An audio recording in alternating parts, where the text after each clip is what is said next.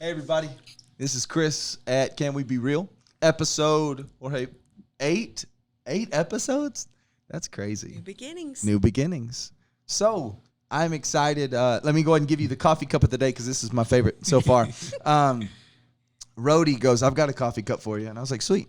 And he said, it kind of looks like the one that if Jesus drank from a coffee cup, this is what it would look like. So, Rhodey, shout out to you. If you want to showcase your coffee cup, send it to me. We'll get you going.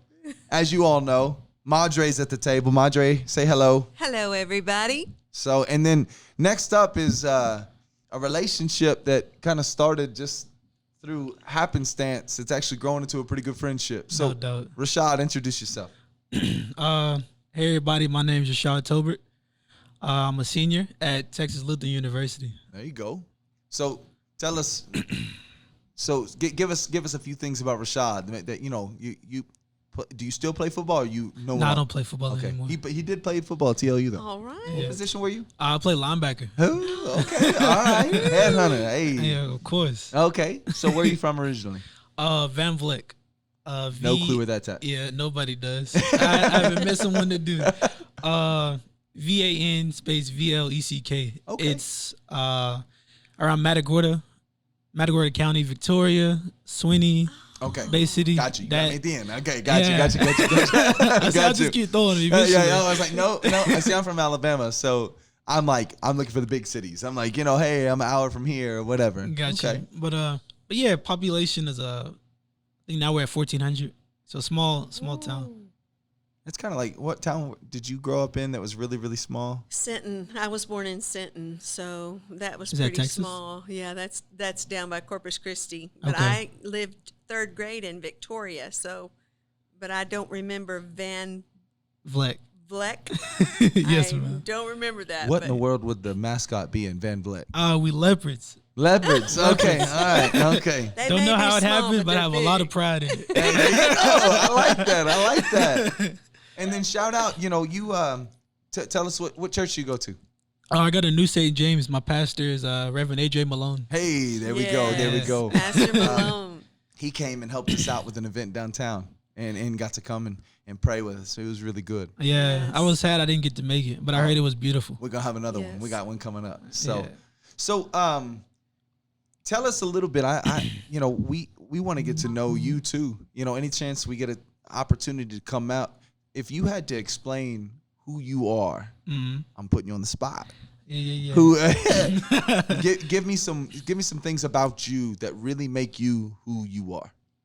I mean, some things I'm still learning. I'm only 21, of course. Yeah. But I say the big things about me is I'm real big on community and, trying to have some kind of role model, being I've seen mentor. that. Yeah, because growing up, I didn't have much of I didn't have many people to look up to. And so I think my life was going at like a really, really bad part. And I met one of my teammates. And in order to be friends with him, I had to clean up my act because I was bad. Wait, so he said, you ain't chilling with me unless. Well, it was his dad because his dad was the coach. Oh, okay. His dad was the coach. I wanted to be friends with him. In order to be friends with him, I couldn't be doing the things I was doing. Oh, I got you. So I was trying to clean up so I could be friends with him. That's pretty cool. Yeah, so then eventually it all worked well. Me and him still best friends. The dude practically saved my life, to be honest with So you. you probably wouldn't be beautiful. sitting at this table. Nah, I would be doing anything. I wasn't thinking about college or nothing until I met him. Yeah, that's my bro. Shout out Kobe. Yeah. What's powerful about that is that a lot of times we just sit there and think, well, I'm not that important. Every person that you now ever minister to, reach, every one of them will have the fingerprint of Kobe on their life. Oh, yeah, no doubt. And he doesn't even have to meet them. Every No. person I ever minister to will have the fingerprint of Lane and Pamela Dietz on their life. Doesn't matter if they ever get to meet them. They'll always have the fingerprint, right? Anyone Jorge ever gets to speak to, my fingerprint will be there. And hey, don't be afraid, man. If you got to tighten that up, do what you got to do. It's good. Yeah, I don't know how to work that at all. No, you good. We'll make it work. What you need to higher, lower? What's going on? I'm just trying to mess with it. Oh, you good then? Okay, you I'm good. still trying to figure it out. Oh, that's right. Hey, you good. Okay, I like that. So Kobe's has a big part of your life. Yeah. Gotcha. Was he from your hometown? Yes, ma'am. That's He's from where my you hometown. met him? Mm-hmm. And his dad was the high school coach? His dad was actually the athletic director. Oh, okay. Yeah. Man, he made you line it up straight. Yeah. Did Dad have a conversation with you, or did Kobe tell you, hey, man? Nah, Dad never had a conversation with me. It was just like a. So he was willing enough to sit there and say, hey, man, this is the way my dad is. No, it wasn't even, he was just honest with me. He'd just be like, I'm not going to be hanging out with you if you doing all that. My parents don't like that. So much respect for that. Yeah, nah, he was straight up. And whenever I want to go places with him in public, certain places, he'd be like, I know he wouldn't tell me no, but I could just tell it was just like, nah, you're not there yet. That's a bad reputation for him to be having. So I got to clean my stuff up. I need to meet Kobe. Everybody needs a Kobe in their life. Hey, for real. Man, that's powerful. We need to have Kobe on the podcast. Yeah. So It's funny, though. He's actually younger than me, too. Wow. really, He was a whole grade behind me, yeah. no way. Yeah. Where does he go to school now? He's in Austin. Is at he in UT. Austin? Oh, is he UT? Yeah. What is he studying? Do Do you know? I don't know. Don't know. I don't know. I We think gotta he find had out. changed it, but yeah. That's really good. That's powerful. Mm-hmm. That could preach right there. That could say a huge message right there. Absolutely. Man, we got too many kids out there afraid to stand alone, and Kobe's telling friends, I can't chill with you unless. Yeah, nah. That's- He's And always the been mark straight of up. his parents, that they could have so much influence on his life and he have so much honor and respect for them.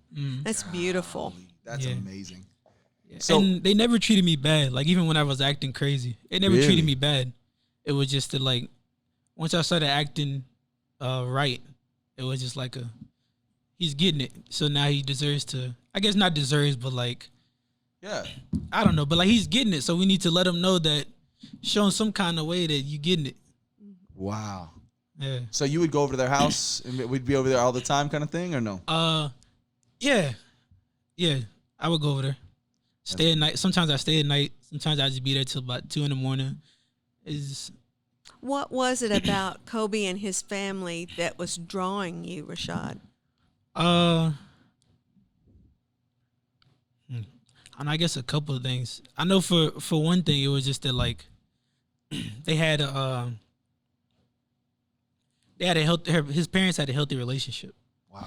And so, like, in my eyes, they were successful because, like, the dad was the athletic director and the mom was, I might get her position wrong, but she was somewhere in, like, the administration, I believe. Okay. So in my head, I was like, what? This is crazy. A black couple that's being, successful. That's amazing. I love it. And then his dad played pro football. And of course, Okay. in high school, I was like, Man, hey, come on now. That's yeah. yeah. So Oh, just wow. little things like that. Yeah, and then they introduced me into like college. So that What wasn't even on your college? scope, like you were Nah, I didn't even know what I was gonna be doing. I was like, I'm gonna play football. I graduate. I'll probably like go to the plant or something. And then Oh, they're wow. like, "You ready to go to college?" And I was like, "College."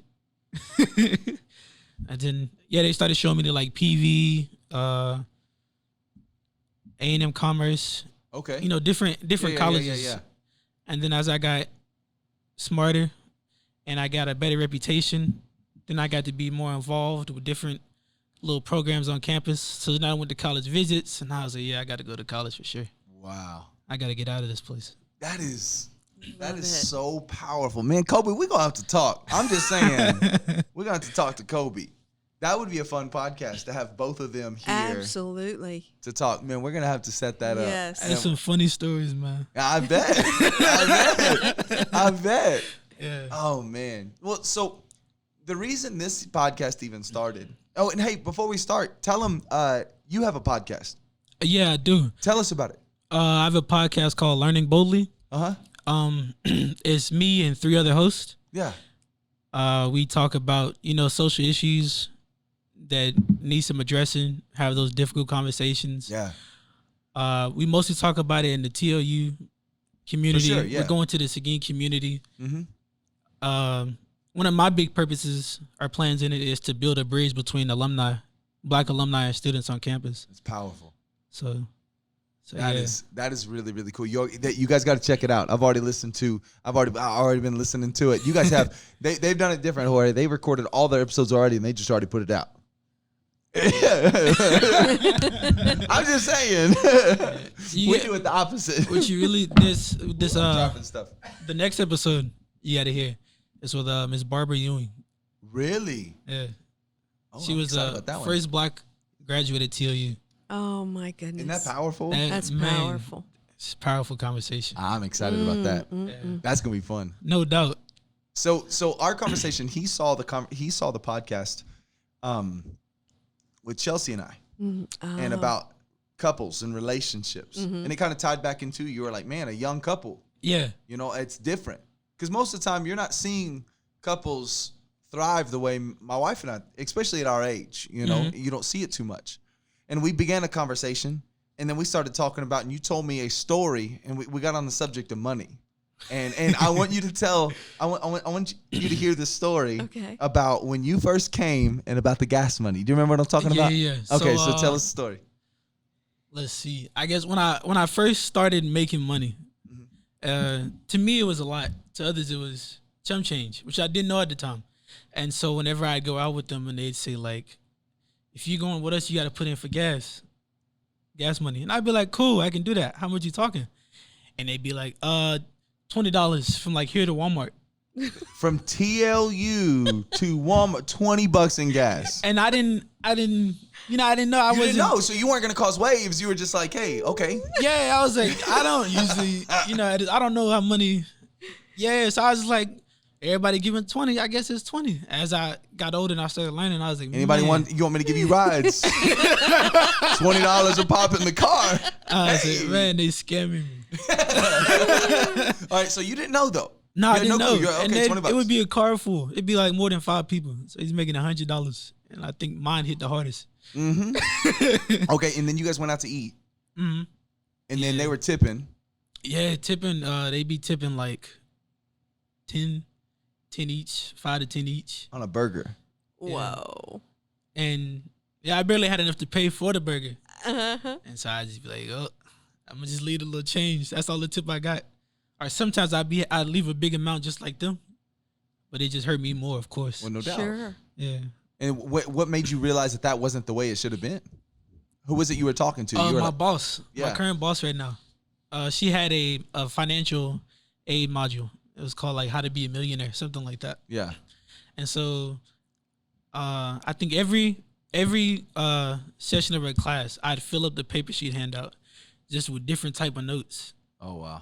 And one day she pulled me to the side and she's like, we gotta sit down and talk. So she's been like one of my mentors, my main mentors as I've been in college. He was like, I don't have much money. And she's like, what do you mean? He's like, yeah, I gave $20 in gas. She goes, $20 in gas? He's like, I gave a $10 tip. $10 tip for a burger. Yeah, she almost chewed me up. She's like a mother to me. That's good. She is a mother to me. That's my wife and I had the same type of conversation. Yeah. Because I was like, hey, I want to have a house. Maybe one day. I didn't even think about it. No, let me fix it. She wanted to have a house. And I was like, we'll see. I was already ready to just rent my whole life, because that's what I thought. I'll just be good. And she said, no, we want to have a house. And finally I came around. I said, fine. She was like, well, we got to talk about budget. I said, no more. And you and I were talking about this. Yeah, I said, 80,000 to 100,000. And she goes, I was like, oh, is that too much? I apologize. Yeah. And she goes, Chris, have you seen what an $80,000 house looks like? And I was like, no. I mean, I'm thinking, like you and I talked about this. We're thinking like, bang, bang, right? Yeah, no doubt. We had that talk. And then I started pulling up houses that were 80. And you were like, whoa. two of these don't match. Yeah. But I didn't understand that. And it took her years to get me past that. Yeah.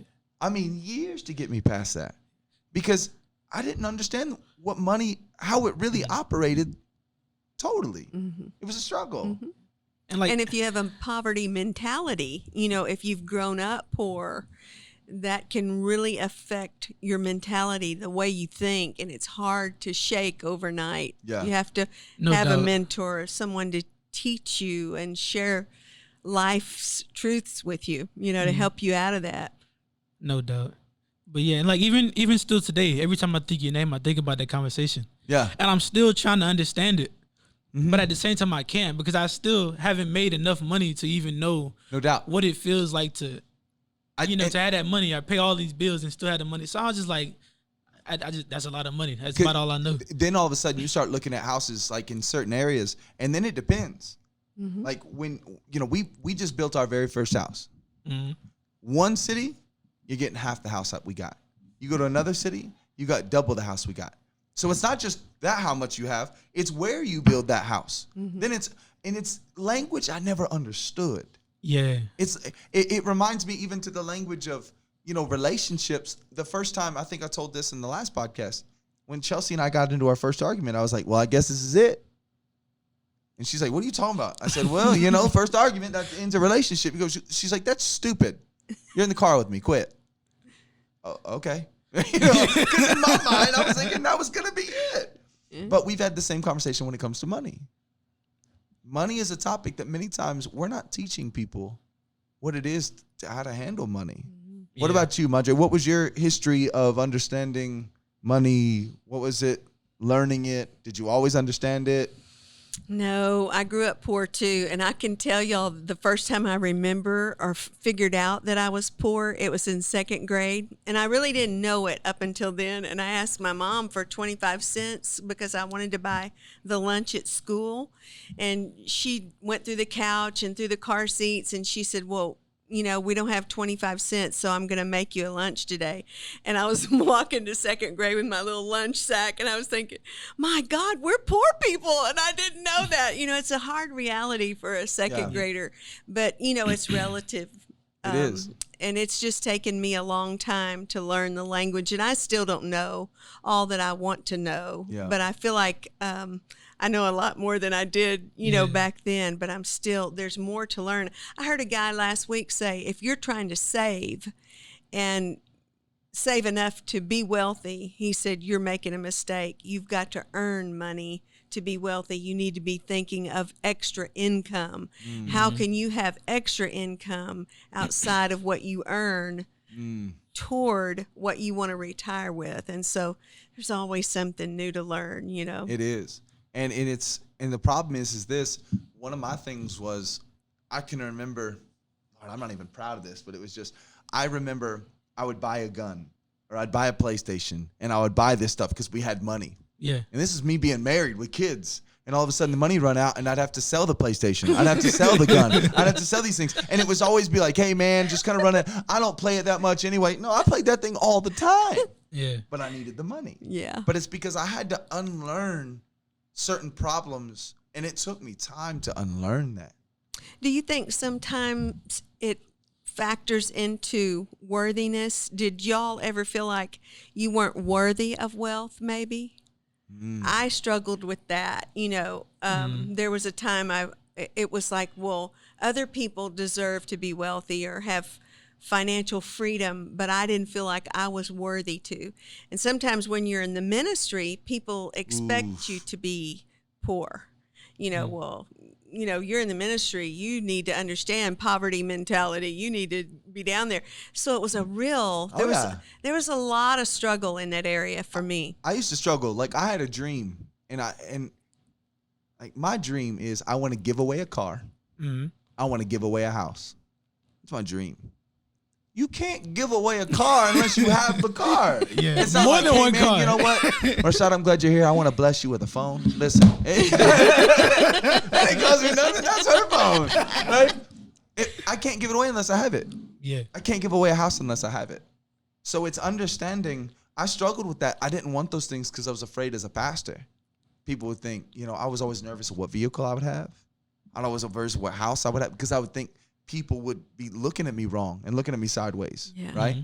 And I never want to forget the lessons that I learned in the struggle growing up. Mm-hmm. We went through a lot of things. Mm-hmm. My mom got divorced. I can remember there was a good little section of time in my life. I started working young. I was working at Outback like at 12. I remember rolling silverware in the back, But I remember my mom, when she worked at Outback, she had to be there early to late. There's days and weeks I didn't get to see her. Mm-hmm. She'd be gone all the time. And then she'd be traveling around doing work for like that. And that's all I knew. And I just saw her tired. I was like, man, I'd like to just spend time. And I was like, man, I want to be able to work in a way that if I hang out with my kids, I can hang out with my kids. Right? Mm-hmm. And those are the kind of, like, so I've changed the way I thought of wealth. Mm-hmm. Wealth to me is not just the stuff I have. Exactly. Wealth is the how much I own of my time. Mm-hmm. You know what I'm saying? It's not just the fact I can say how many cars I have in the parking lot. Wealth to me is now I have set myself up in a way to where with my bills paid and stuff like that, if my daughter has a game, I can go to it. Yeah. And I'm not fretting. Mm-hmm. Like, that's wealth to me. Yeah. I was going to say for the longest, I didn't even know I was poor. Yeah. Just because, like, I don't think I realized it till 8th grade. Really? But I'll tell that story later. But it was just because, like, my mom and my dad, they'd have, like, 20 different kind of odd jobs, you know, just so everybody can make it. Like, my mom and dad, they didn't have the strongest relationship, but they was like, nah, as far as somebody not eating all the time, we gonna eat. Yeah, we gonna do something. So something's always gonna be done. And then, like, my mom, she'd be good about no matter what she was doing with her little jobs, from 3 to about 5. That was, like, our time. Wow. So, she like, made sure. Yeah, so, like, around 3, I, like, get off the bus. And me and my little brother get off the bus or something. Yeah. We go to the house. We'll be with my mama. Even if we don't say nothing. It's like, what shows would come on? Like Maury. Yeah. You know, all those the after school shows. Yeah. All those would be on. And then eventually something happened with the cable. So we got more shows. We had like Cartoon Network, Nickelodeon. Yeah. And so like that 3 to 5 was like, all right, this is it's family time. But we just saw it as like, me and my little brother just like, oh, this is boring. But to us also, it was just like, it's family time. So we didn't really feel like we was poor. And when I got to like 8th grade, then I realized what exactly I was going through. So yeah. That's wild. Like I can remember those times that I always say a story of, my mom had a very magic way of letting us know we didn't have the struggle as bad as we had the struggle. Yeah. Like my mom was like, tonight we're having hors d'oeuvres. I was like, what's hors d'oeuvres?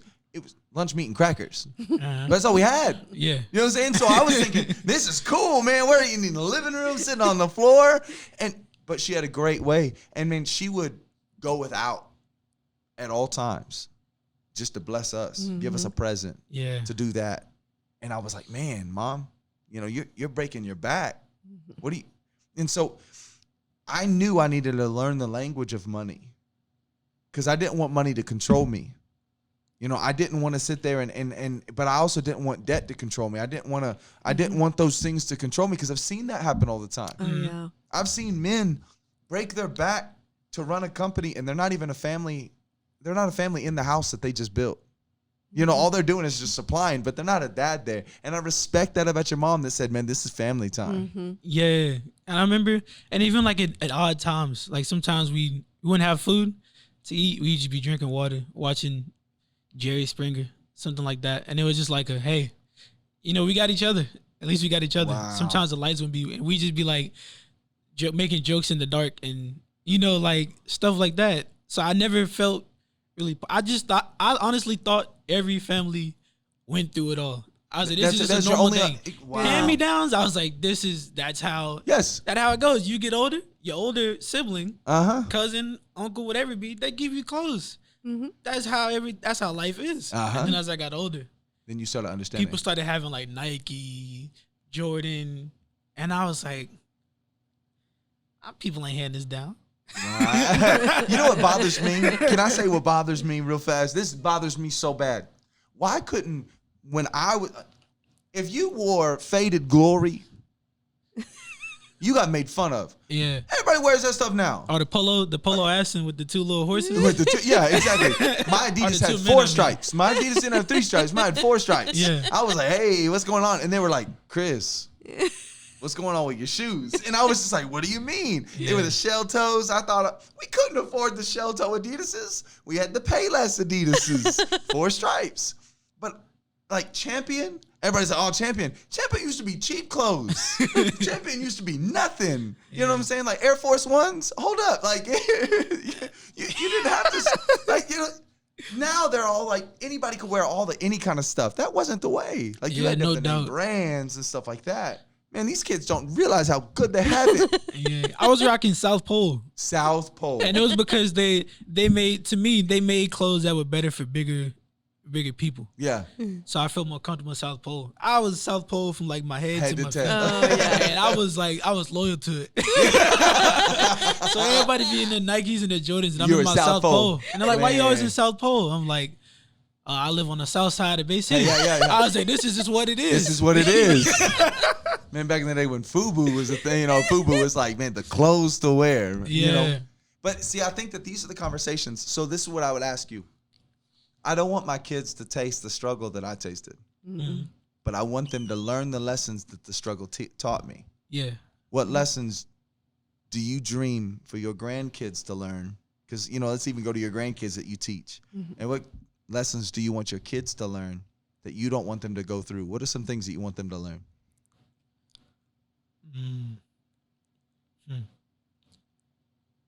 What do y'all think?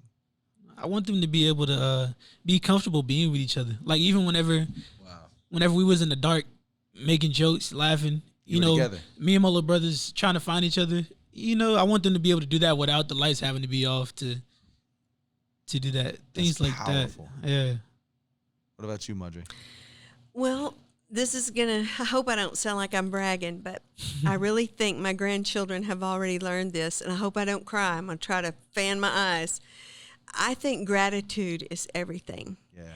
And even though my grandchildren have a lot more than a lot of kids do because they think I'm Honey Claus, they never ask too much. They'll tell me what they're looking for, but they're so grateful. They're so grateful for the little bitty things. If I get them a toy at the dollar store, oh, honey, thank you so much. And they're always saying, is that too much money, honey? Is that, or if I take them on a shopping trip for school clothes, they're very aware of how much I've spent already that day. Wow. And so to me, they're not spoiled because they are grateful.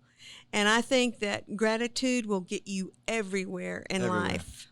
Everywhere. So I don't know how you all or we instilled it in them so young, but I see that in all three of them. So I'm so thankful that they're that way. I still remember, and this story will go down with me for the rest of my life.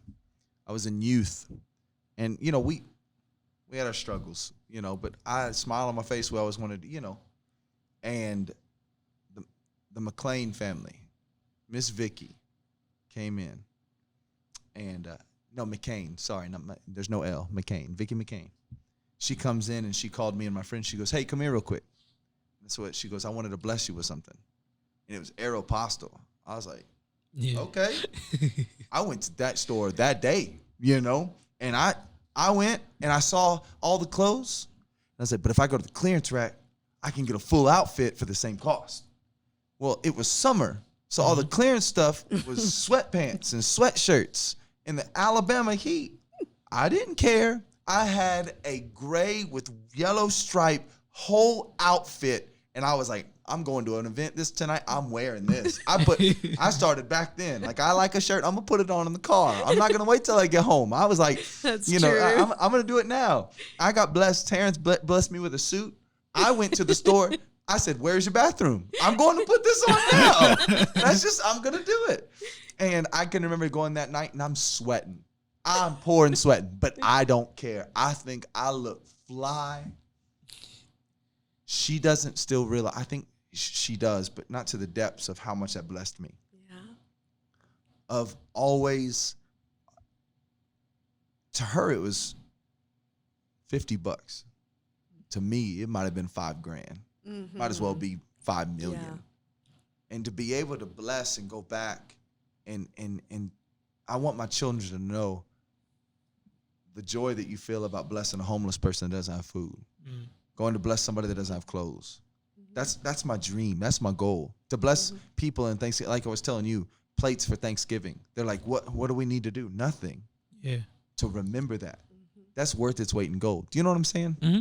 Like those are the things that I want my kids to know, is to be able to give back, because man, it's just different. And they already do. When we're out somewhere in San Antonio, we see more homeless there, of course, than we do here in Seguin. They're always about it. Honey, can we give that man, or can we give that woman? Can we go? You know, that it's already instilled in them.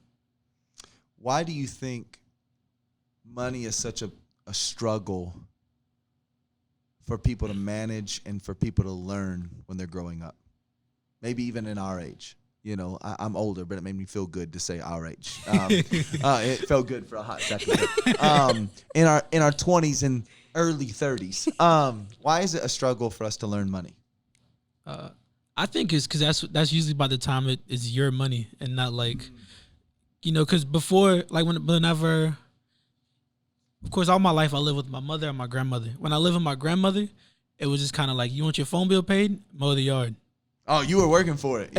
So like I was always working for it, but I never saw the receipts or the money, the transactions. I just know, like, if I work for it, then. So you had no understanding of this many hours, this much time was worth correct. This much. And whenever I started making my own money, and I was just like, Yeah. 'Cause I mean, I used to have a job where I was doing moonwalks. Yeah. And I used to make a lot of money. Didn't realize how much money I was making.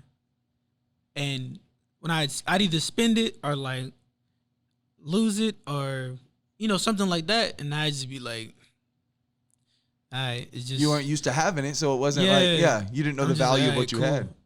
Yeah, so I think that's it. You don't know until it's yours, until you got to pay bills, and you don't pay that bill, and your Spotify don't work, or you know, whatever it is, you don't get that service, and then you really start learning what the money is. I think that's what it is. What do you think? Why is it a struggle for younger generation to even learn? But we've seen it in older generation. Why do you think language of money is such a struggle for people? Well, I think it is a lot about what Rashad said. I think it's what age we're taught about it and how we're taught. Like in her way, your grandmother was teaching you, you know, that you work, that you earn, you make your way, you earn a living. Maybe she didn't go to the detail, you know, to show you on paper, but I think that's kind of what it is. It's just that everybody's got a different view of it, you know, and it's who you learn it from and how they see it. Old school, we're a lot different. We are more that generation of, well, you earn it. If a man don't work, don't let him eat. You know, that's what I grew up hearing. Yeah. Girl, you don't work, you ain't eating.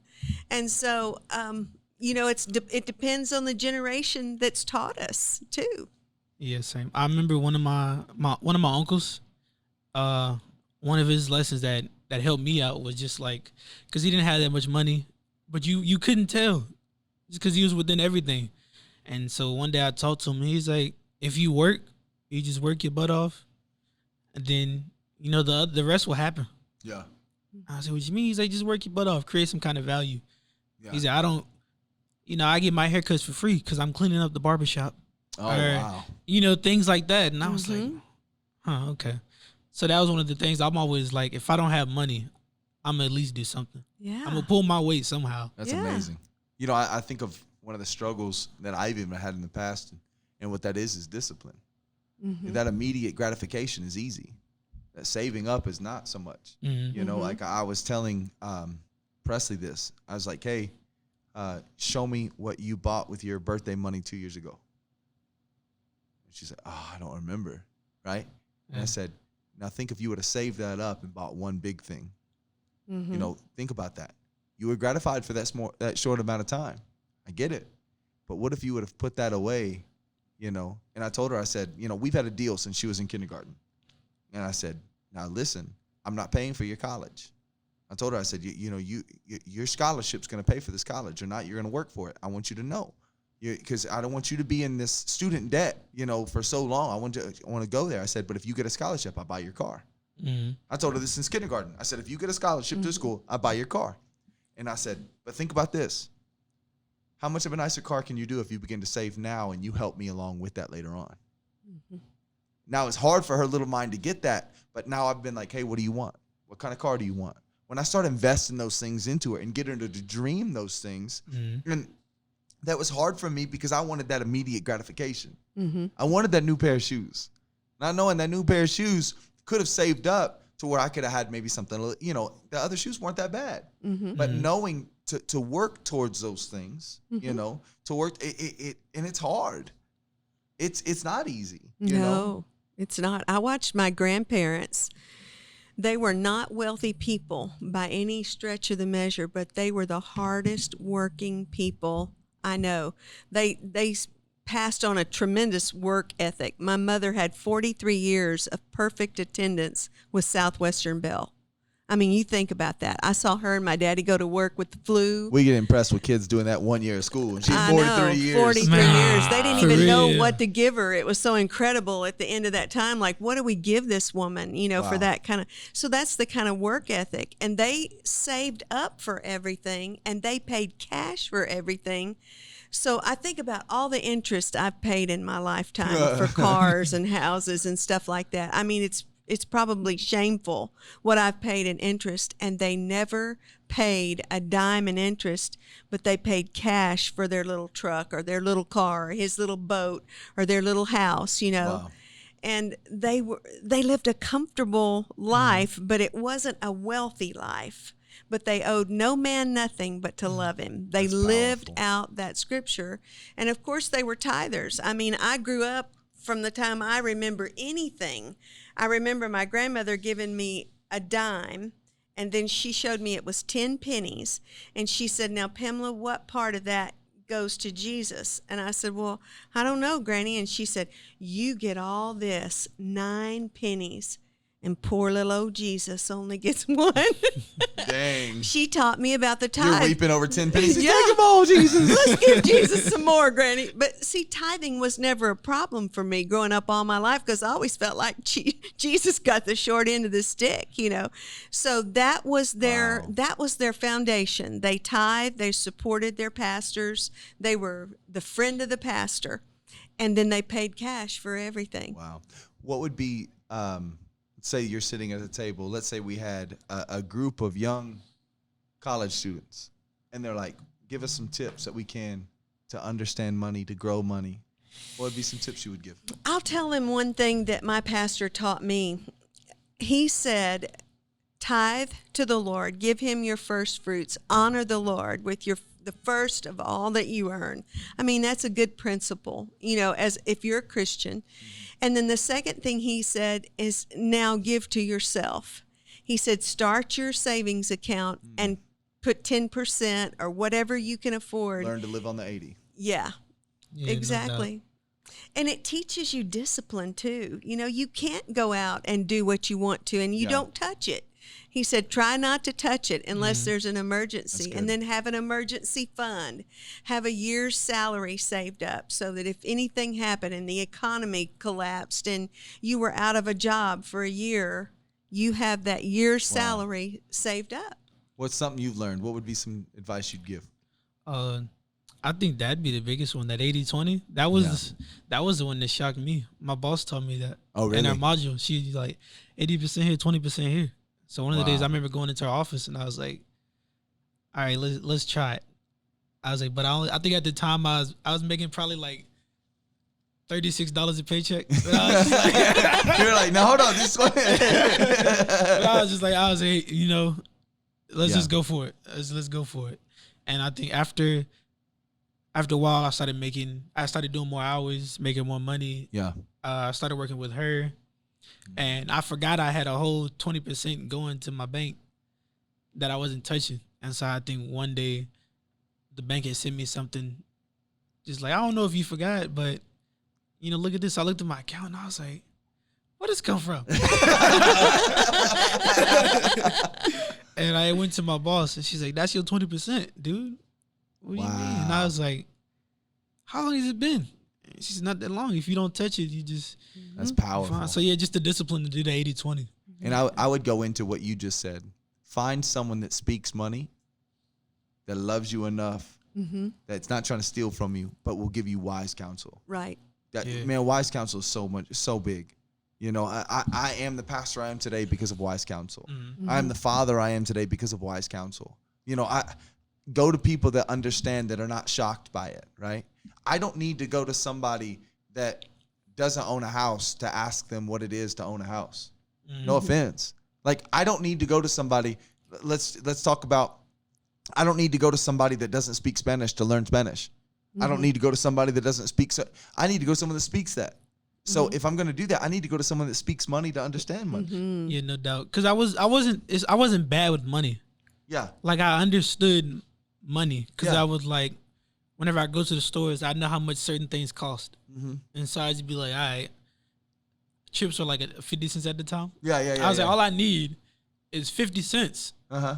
$1, maybe $3 if I get 2 bags of chips and a drink to be happy. Yeah. Like, the rest of this money can just, sit in the back. Mm-hmm. So that's kind of like my whole mood. And when I came to college, then it was just like different. Oh, wow. That was the first time people were like, this is the amount. And then after when I got with her, Well, see, that's amazing. So your frame of reference was enough to buy chips and a drink. yeah, because I knew what I wanted. Yeah. Yeah, She started to show you how to build towards things you didn't know you wanted. correct. That's good. Correct. That's good. Right? I knew the thing I wanted. I wanted a house to rent, right? I wanted enough to feed my family. And then I started showing people, what about the stuff you can't buy? Mm-hmm. What about the hours and the times that I didn't know I wanted? What about the things? I was talking to a young man just the other day, and him and his wife at our table. And we were talking about, he's an amazing electrician. I mean, an air conditioner worker. Mm-hmm. And I said, what is success to you? I said, because to me, success is the fact that if my daughter has a game, I can literally go to the game. Like, that's success to me. That I could sit there and say, hey, I'm off today. I'm the pastor of the church. Mm-hmm. If I want to be off, I can be off. And I told him, I said, what would be better?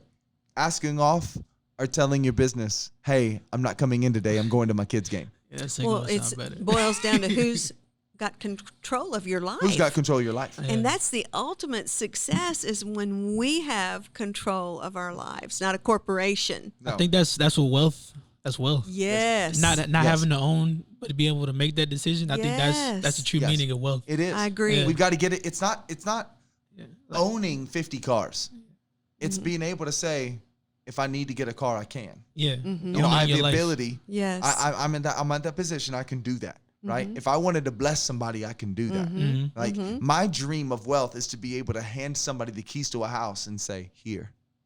Like, to be able to just know, to be able to have, because how much that would have blessed me. Yeah. To be able to walk someone into that. If someone gets in a car wreck and their insurance is not right and all this kind of stuff, and they're like, man, I got to get to work. I got you. Mm-hmm. Like, I'll tell you this. When I first moved to Seguin, I did not have a vehicle. Didn't even have a place to sleep. I had to find people in church. So you guys kind of helped me out with that. Mm-hmm. Her aunt said, Chris, we're going to bless you. I said, okay. She said, we're going to go get you a truck. What do you mean going to go get me a truck? Yeah, that's unheard of. Brother, she took me to a used car lot and got me a truck. The truck was $5,750. That was $5,750 I did not have. Every missions trip I took to anywhere in the city to minister, every kid I took in that truck home from youth, every job was because she put that in my life. You know what I'm saying? Mm-hmm. Like, every bit. Remember we were talking about fingerprint? Every person I ever got to minister to in that vehicle was because she sowed that in my life. That's wealth. Yeah. That's wealth when a young pastor comes to town that doesn't have anything and you go, here. That's wealth. And she's not a millionaire. You know, No. we're not talking about Bill Gates or No, Oprah this was a giving a car away. You know, we're talking step of about faith for her. just a person like us, you know, that we don't realize how powerfully we can be used. We don't have to get to a certain point of net worth to be able to give and to do, especially in the kingdom of God. You know, you're not bound or limited by what the bottom line is. She stepped out and did that, and then God blessed her back. Yep. Just like we had a couple when the church Oof, first I love started this story. who she came a couple of times on a Wednesday night, And then a few weeks later, they called us and asked us if we could come over to their house. They wanted to talk to us. Well, we'd never met him. We drive up to this big old pretty 2-story home over here in a neighborhood in Seguin, and it was beautiful. And I'd always told the Lord, you know how you have silly things? I said, God, if I ever get a house, I want it to have a chandelier and I want a jacuzzi tub. That's all I want, God. Just those two things. That's all she wants. That's all That's I it. want. And so we walk in, and we walk into this foyer, and here's this big old drippy, jewelry chandelier. And I said, oh, wow. God, she got my chandelier. And then they gave us a tour of the house, and it was just beautiful. And so we sat down to talk, and they said, well, the Lord called us over here because we want to give you this house. And Lane and I were going, like, what? And he was from East Texas, and he pulled out his keys, and he said, now, little darling, I'm not kidding. Here's the keys to this house, and this house belongs to y'all. We can't sell it. We've had it on the market for months, and we overbuilt in this neighborhood, and we want to go back to Houston, and y'all can have it. I'm telling that's well. you think there's, okay, where's Candid Camera? Somebody, right, somebody's, I'm getting pranked. Yeah, I'm getting pranked. This is rude, y'all. But it's the craziest thing in the world, and our kids had never lived in a house before. We'd always lived in little mobile homes, but a few months later, God said we'd come in from a funeral. And I walked around the end of the bed to go change clothes, and God says, I want you to give me that house. And I said, I know that ain't you, God. Devil, shut up. And he said, I want you to give me that house. And Rashad, I just fell down on my knees at the end of the bed, and I just started weeping. And I wasn't weeping because I was sad. I was weeping because God trusted me to give away the best thing that ever had been given to us. And so he said, you could live in that house, and 4 people could be really happy, or you could give it away. And I promise you, you'll build a house where many people will come and be happy. Well, what kind of deal does that sound like to you? And would you believe the feeling that we got when we gave that house away was better than when they gave it to us? Now, does that make sense in the natural? The natural mind wouldn't understand that, but it's a kingdom thing. Yeah. It is more blessed to give than receive. Mm-hmm. And so you will give things away, but you got to start with giving a pair of shoes away before you give a car away. Yeah.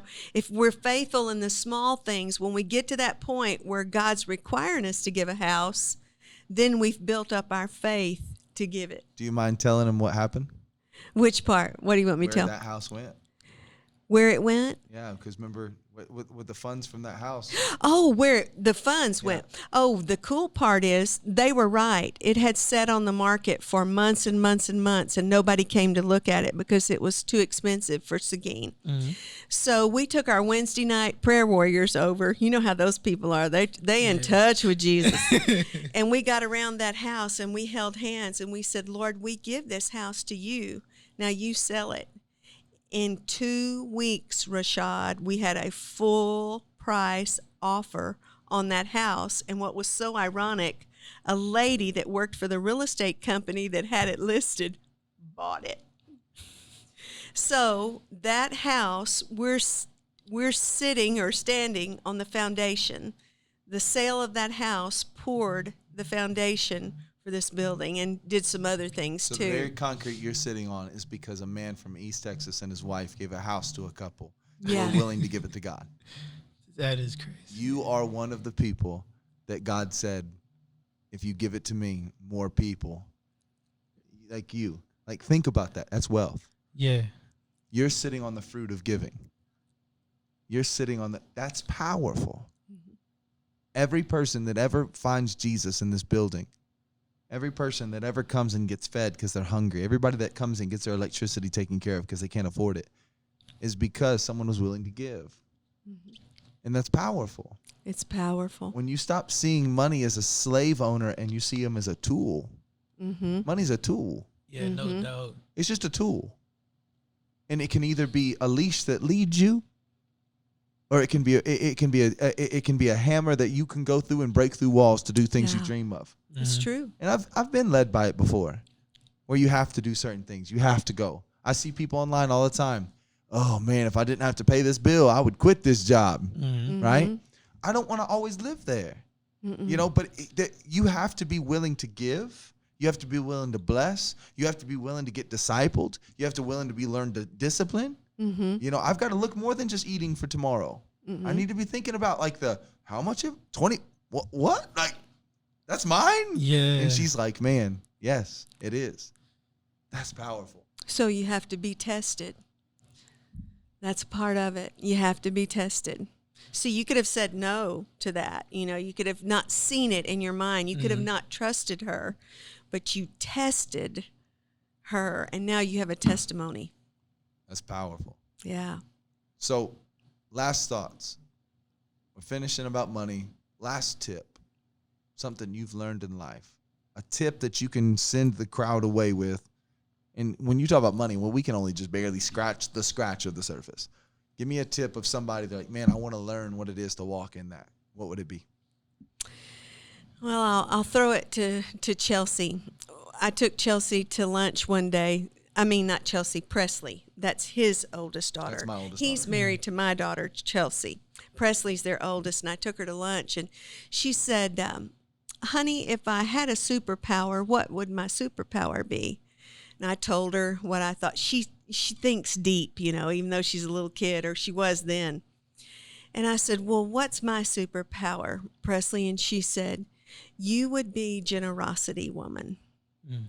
And that's how I want to go down. Wow. I want to live a generous life. People may not think that I'm wealthy at the end of my life, and they may say, well, she died poor. Yeah. But I want the people who love me and know me, who've come in contact with me, I want them to know that I lived a generous life. That's cool. So that's what I would encourage. I think there's so much power in generosity. You know, I've worked for a lot of stingy people. I've worked for a lot of wealthy people, and it was always about, well, if I could just make one more dollar. Was it Rockefeller, the wealthiest man that ever lived? They said his dying words, or I think his dying words, or they asked him, what would make you happy? One more dollar. One more dollar. Was that him? I think so. And so I just want to treat others like Jesus. He's been so generous to me. He's lavished on my life. That's and so good. that would be my tip, is to live a generous life. What about you, Rashad? One tip. Pay it forward. Yeah. That's what my boss does. She told me to pay it forward. That's what I do. Even the freshmen, I try to grab freshmen. Pay it forward. Even if it's, it's not much, pay it forward. Yeah. That's man. And you think about it, how much good. gas money and tip money they're going to be saving because Rashad's saving. All of a sudden. No doubt. How much don't you pay him $20 in gas? I've been down that road. No doubt, yeah. Like, even there's some students or some people, whenever they'll say they're about to go somewhere and pay this much money for something, and I just be like, nah, just come chill with me for a little bit. I was like, I ain't got a lot, but just come save your money. Just come chill with me. And then eventually I'll end up talking to him about something or giving them some kind of wisdom. Look at you being Kobe. Look at you. Basically, hey, yeah. Right? Basically, yeah. Be a Kobe, I guess. Be a Kobe. That's powerful, man. It is. I would say don't start tomorrow. It's always tomorrow. Mm-hmm. Yeah. Tomorrow never comes. Start now. Mm-hmm. Don't wait till it's like the diet always starts on Monday and Monday never comes, right? No. Don't start till tomorrow. Start now. Mm-hmm. Like literally just start now. Start teaching your kids now. Mm-hmm. Start studying it now. Start learning what it is now. Start dreaming now. Start saving now. Start giving and blessing now. Don't wait. Start now. Mm-hmm. You won't learn it, right? I won't learn what it is to give 10% of 100 if I'm not willing to give a 10% of one. Mm-hmm. That's true. And people are like, well, I'll give it when I have it. No, you won't. No. Yeah. You'll just get more stingy. You know what I'm saying? Like, learn it now. Learn what it is to bless that now, right? Right. And so I appreciate you guys coming. I think another thing. Sorry. No, don't apologize. Come on. To write it down. Because like a lot of times what made me do this was just because I guess I was being at a lower self-esteem one day. And one of my roommate was like, you get you a dream board, write some stuff down. Yeah. So I wrote some stuff down, just random stuff. And then one day I was like, I'm actually go through this and see how close I am to any of this. So I actually went through it and I realized that, out of 100 things, I already crossed out like 2 or 3. Wow. And so I was like, already it just made me feel better. And it motivates me more. So I'd say write it down if you can. Because people have forgotten what it is to dream. Yeah. They don't know how to dream anymore. I agree. I would love to talk to my alternative school kids. And I'd be like, hey, what are you going to do? I don't know. Because all they're thinking is the next day. That's true. No. What are you going to dream? What? And they're like, man, and they don't know that language. They don't know how to dream. And writing it down is huge because then all of a sudden it challenges you. Where am I on this? Yeah, that's exactly what it did. Where am I on that's this? Exactly what it did. Man, that's really good.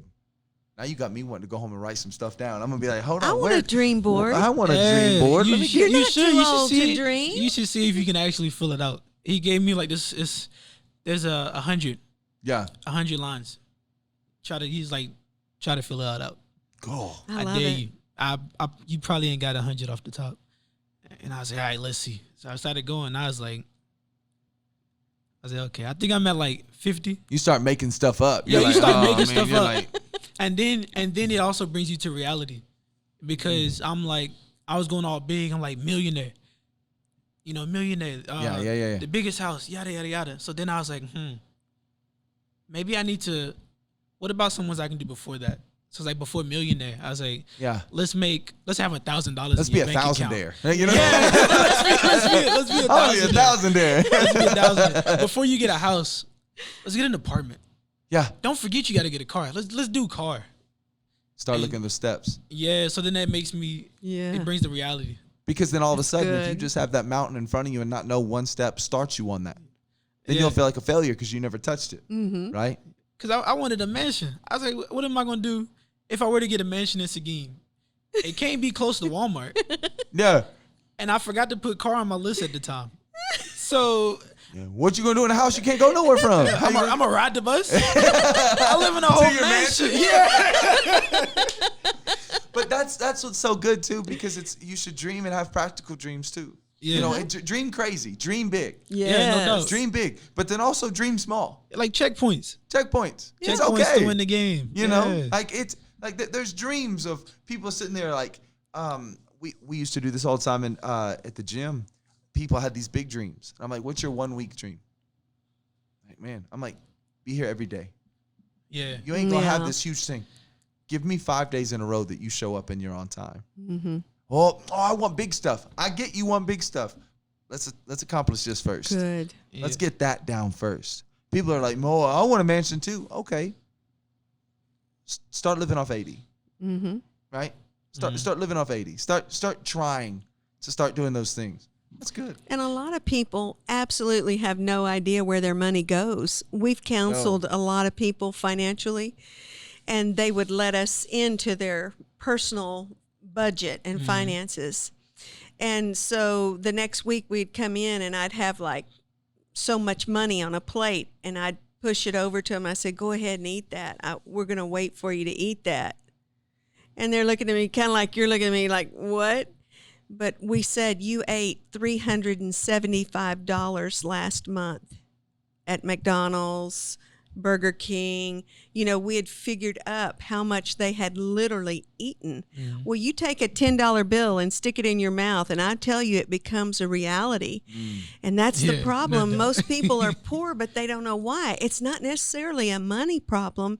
It's a management problem. Because I can manage well, just like you have learned to. If I want 2 bags of chips and a soda, I manage on that $5, or otherwise you go in the hole. So I think the key to finances is knowing where your money's going. Write that down. Look at it on paper. They were always floored at the amount of money they spent recklessly. They would have never believed us if we said you've got too much entertainment and food in your budget. eating out food, not Yeah. like good food. Yeah, you HEB could have had food. half of that with a grocery bill. You know, you could have spent half that, and then the rest of that. Yes, Yeah, and yeah, most couples we counseled with, that we found them $500 extra a month that they had no idea they had. They would have never. Well, that's a car payment. Yeah. Or an apartment payment, a small apartment. So you're right. Write it down and find out It's different when where you your see it. money's going. No We used to doubt. do that at the It's gym. different. I'd tell people, they're like, I just don't know why I'm not losing weight. I'm like, write down everything you eat this week. Exactly. They're like, oh my gosh, Yeah. I ate all that. Yeah, you did. In a day with credit cards, go back in your statements and highlight. Yeah. Do one color or highlight all your fast food. Change the color. All your bills. Yeah. What color shines the brightest? And I was gonna say that too with money. I didn't my savings went up when I quit going out with the fast food. I started like There you cooking go. for myself. Uh-huh. And I'd be like, all right, I'm a consistent person. If I could spend just about $200 a month on groceries, you know, because I do eat a lot. Yeah. If I could spend about $200, I don't need to go to Walmart or to No. fast food and all the other. And then on my money, I was just like, man, why I haven't been doing this? Yeah, no, yeah. Exactly. Exactly. You Yeah. found your money. Yeah, You found your money. no This is doubt. good stuff. Hey, thank you for joining in. Appreciate you guys so much. No This has doubt. been good. This has been been fun. great. You guys, Yeah, I low key forgot we was recording. I know. Well, we've had to keep pushing it back because life has been happening. Yeah, no Yeah. doubt. Hey, but this is the thing. I appreciate you coming out here, man. Oh, of course. Thank you so much. It's an Absolutely. honor to have you at our table, brother. It's an honor to be here. Man, it's good stuff. And thank you. You're an Loved it. amazing co-host. Y'all keep Yes, me ma'am. young. You're Oh, awesome. just It ain't give me- hard when you're give me 47, that girl. Young energy. I got you. We love you guys. Thank you so much. Bye.